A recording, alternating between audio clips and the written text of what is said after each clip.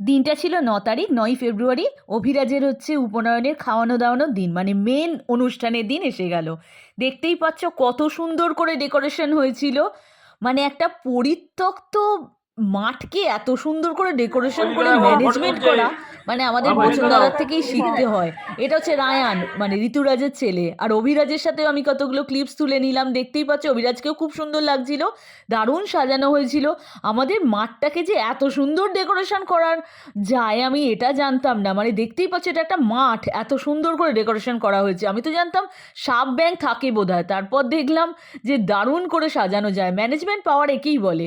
আমি দেখো একটা চুড়িদার পরে নিয়েছিলাম পার্পল কালার মানে কালারের আর কি, এটা স্পেশাল করে কিনেছিলাম।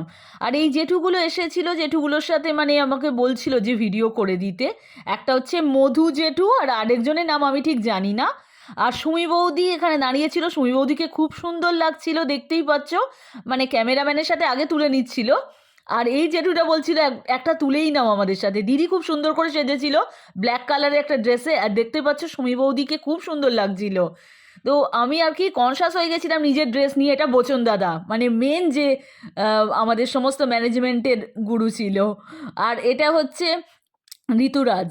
ঠিক আছে, ঋতুরাজেরও অনেক মানে ২১ সালে বিয়ের সমস্ত ফটোস দিয়েছিলাম, অত ভিডিও তখন করতাম না। এটা দিদির সাথে বসে আমি কিছু ক্লিপস তুলে নিয়েছিলাম।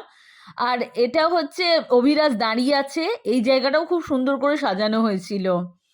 দেখতেই পাচ্ছ তোমরা, অনেক লোক আসছিল। আমি প্রায় ১২টাতেই তৈরি হয়ে গিয়েছিলাম, মানে ১২টা তার আগে মেকআপ করে নিয়েছিলাম। মেকআপ তো ফিক্সিং হতেও কিছুটা সময় লাগে, তাই না?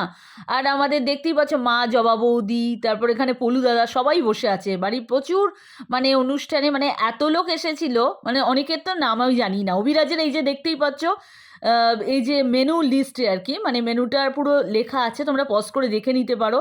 ভাত আর আলু ভাজা তো দারুণ ছিল। এই জায়গাটাতে আমরা বসেছিলাম, দিদি আর আমি একটা ভিডিও করে নিলাম।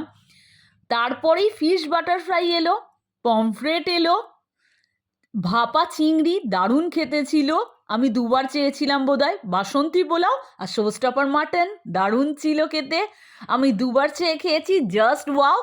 আর চাটনি পাঁপড় ছিল, বেকড রসগোল্লা ছিল, এমনি রসগোল্লার মানে মতোই নয়, একদম আলাদা, জাস্ট ওয়াও ছিল। সন্দেশ তো মানে দারুণই সুন্দর।